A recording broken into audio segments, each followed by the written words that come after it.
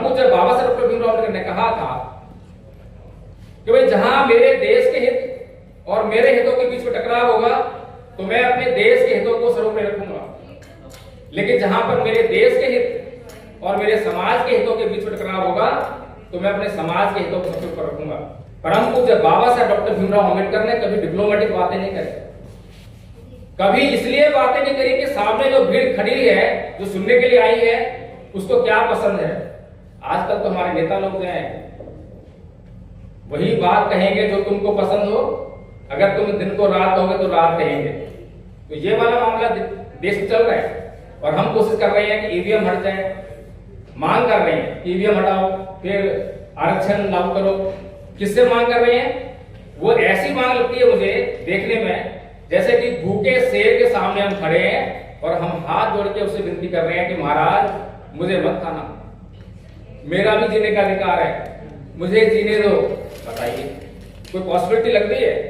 जिन लोगों की मानसिकता इस प्रकार की दूषित हो, जो संविधान को ही नष्ट कर देना चाहते हो, वो आपको क्या अधिकार देंगे? इसके लिए तो आपको जो है आपके समाज का निर्माण करना पड़ेगा।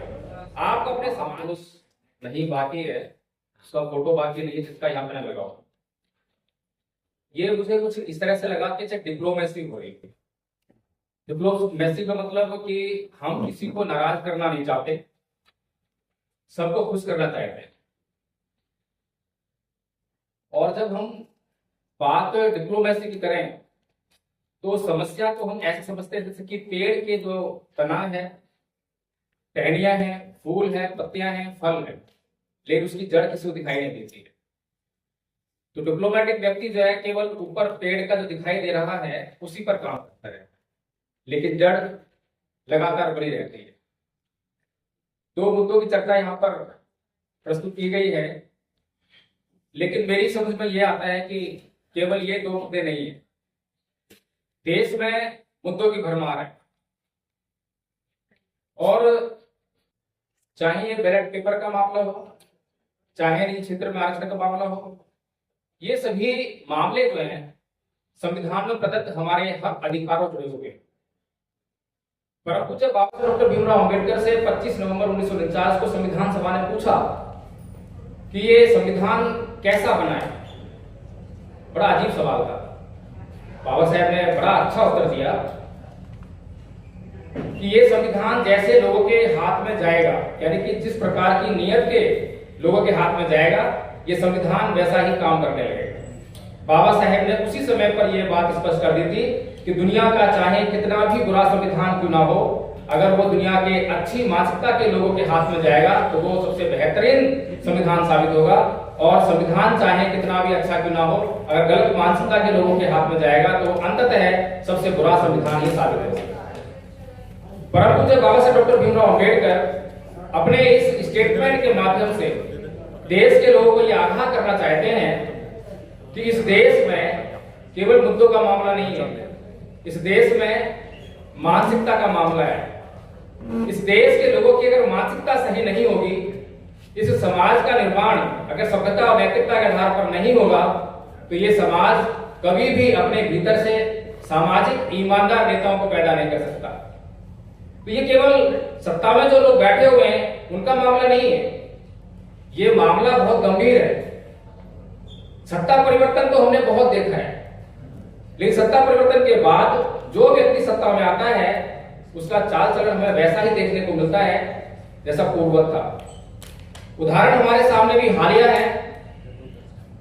हम दिल्ली में रहते हैं और दिल्ली में हमने बहुत बड़ा परिवर्तन देखा। दिल्ली में कांग्रेस सरकार चल रही थी और उसके खिलाफ ऐसा ही एक आंदोलन खड़ा हुआ जो अभी हमने पूर्व में देखा जंतर मंतर पर, और तख्ता पलट हुआ, सत्ता परिवर्तन हुआ। और उस आंदोलन में जो मांगे थी, जिनके हाथ में सत्ता आई, वो मांगे फिर दिखाई नहीं दी और जनता भूल गई उन मुद्दों को कि कौन से मुद्दे थे। लेकिन इसी तरह से मैंने कहा कि डिप्लोमेटिक लोग जो हमेशा वो बातें करते हैं जो लोगों को पसंद हो। अगर यहां पर सारे लोग केवल एक ही महापुरुष को मानने वाले होते तो केवल एक ही फोटो यहां पर लगती, इतनी सारी लगती। इसलिए डिप्लोमेसी हमारे लिए हमारी समस्याओं का निदान नहीं है। इस डिप्लोमेसी से हम देश को और समस्याओं में फंसाने का काम कर रहे हैं। परंतु जब बाबा साहब डॉक्टर भीमराव अम्बेडकर अगर मानसिकता की बात करते हैं तो ये इस देश के लोगों की मानसिकता की बात है, केवल नेताओं की बात नहीं है। नेता और बुद्धिजीवी कहां से आएगा? हम में और आप में से पैदा होगा। अगर हमारी मानसिकता खराब है तो वो बुद्धिजीवी जो होगा वो बेईमान साबित होगा, जो नेता होगा वो बेईमान साबित होगा। इसके लिए परम पूज्य बाबा साहब डॉक्टर भीमराव अम्बेडकर 1950 में संविधान को लागू करवाते हैं और 6 साल बाद एक और निर्णय लेते हैं, और वो निर्णय है धर्म परिवर्तन का। परम पूज्य बाबा साहब डॉक्टर भीमराव अम्बेडकर बुद्ध की शरण जाते हैं, क्योंकि बुद्ध कहते हैं नैतंग माता पिता कैयरा अये वापी च यातका सम्मा पड़ी हितक चित्तन शेष अनंत तो करे। जितनी अधिक भलाई आपका अच्छी दिशा में लगा हुआ चित्त कर सकता है, उतनी भलाई तो आपके माता पिता भी नहीं कर सकते। ये बात भगवान बुद्ध ने 2600 साल पहले कही, आज भी उतनी ही लागू होती है, उतनी ही सत्य साबित होती है। भगवान बुद्ध की कोई भी बात किसी एक संप्रदाय के लिए नहीं है। शायद आपको लगा होगा कि मैंने धर्म परिवर्तन की बात कही है तो मैं किसी एक धर्म की बात कर रहा हूं। अब जो मैंने जो भगवान बुद्ध की बात कही है उसको जांच करके देख लीजिए कि कौन से धर्म का मामला है और कौन से धर्म का आदमी उससे इनकार करेगा, कौन से देश का आदमी इससे इनकार करेगा, किस काल परिस्थितियों में आदमी इनकार कर सकता है। सब पर समान रूप से लागू होती है। भगवान बुद्ध ने कहा नाही वेरन वेरानी समझ का चलन अवेरे च समंति ऐस धर्मो सनातनो। वैर से कभी वैर शांत नहीं होता, अवैर से ही वैर शांत होता है। जांच करके देख लीजिए कौन से धर्म के आदमी को इससे इनकार होगा।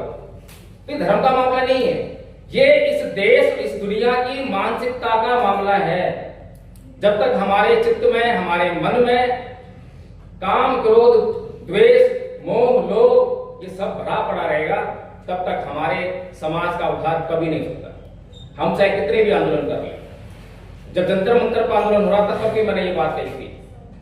मांग क्या थी कि शिक्षा मंत्री को इस्तीफा दो, अच्छी बात है, लेकिन शिक्षा मंत्री का इस्तीफा लेने के बाद क्या होगा?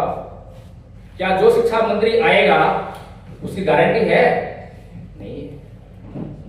कुल मिलाकर बात यह है कि इस देश में जो करना चाहिए वो हम पिछले 77 साल से नहीं कर रहे हैं, और जो नहीं करना चाहिए हर रोज हम वही करे जा रहे हैं। हमें हर रोज जो है हर किसी को संतुष्ट करना पड़ रहा है। अगर कोई मुसलमान है वो ये कहता है कि संसार की रचना अल्लाह ने की है, और मैं उससे कह दूं कि हाँ ये संसार रचना अल्लाह ने की है, खुश हो जाएगा अगर मैं उसकी हाँ में कर दूं। ऐसे ईसाई धर्म को मानने वाले लोगों की अगर मैं हाँ में हम ला दूं तो वो भी खुश हो जाएंगे। तो हमारी जो जिंदगी है वो तो केवल दूसरों को संतुष्ट करने में लगी हुई है। हमें क्या चाहिए, किस बात की जरूरत है, ईमानदारी है या नहीं है, बात सही है या गलत है, उससे हमें कोई लेना देना नहीं है। परंतु जब बाबा साहब डॉक्टर भीमराव अम्बेडकर पूना पैक करने के लिए मजबूर हुए, लेकिन क्या ये समाज आज भी ये समझ पाया? और बाबा साहेब के बाद माननीय साहेब कांसीराम जी चमचा युग लिखने के लिए मजबूर हुए, और ये दोनों ही बातें ये सिद्ध करती है कि समाज में कुछ बेईमान लोग हैं जो अपने ही समाज को बेचने से नहीं चूकते हैं, अपने ही समाज का अहित करने के लिए, अपने हित को पूरा करने के लिए अपने समाज का अहित करने से नहीं चूकते हैं। परम पूज्य बाबा साहब डॉक्टर भीमराव अम्बेडकर ने कहा था कि भाई जहां मेरे देश के हित और मेरे हितों के बीच में टकराव होगा तो मैं अपने देश के हितों को सर्वोपरि रखूंगा, लेकिन जहां पर मेरे देश के हित और मेरे समाज के हितों के बीच में टकराव होगा तो मैं अपने समाज के हितों को सबसे ऊपर रखूंगा। परम पूज्य बाबा साहब डॉक्टर भीमराव अम्बेडकर ने कभी डिप्लोमेटिक बातें नहीं करी, कभी इसलिए बातें नहीं करी कि सामने जो भीड़ खड़ी है, जो सुनने के लिए आई है, उसको क्या पसंद है। आजकल तो हमारे नेता लोग हैं वही बात कहेंगे जो तुमको पसंद हो, अगर तुम दिन को रात कहोगे तो रात कहेंगे। तो ये वाला मामला देश में चल रहा है, और हम कोशिश कर रहे हैं कि ईवीएम हट जाए, मांग कर रहे हैं कि ईवीएम हटाओ, फिर आरक्षण लागू करो। किससे मांग कर रहे हैं? वो ऐसी मांग लगती है मुझे देखने में जैसे कि भूखे शेर के सामने हम खड़े हैं और हम हाथ जोड़ के उससे विनती कर रहे हैं कि महाराज मुझे मत खाना, मेरा भी जीने का अधिकार है, मुझे जीने दो। बताइए कोई पॉसिबिलिटी लग रही है? जिन लोगों की मानसिकता इस प्रकार की दूषित हो, जो संविधान को ही नष्ट कर देना चाहते हो, वो आपको क्या अधिकार देंगे? इसके लिए तो आपको जो है आपके समाज का निर्माण करना पड़ेगा।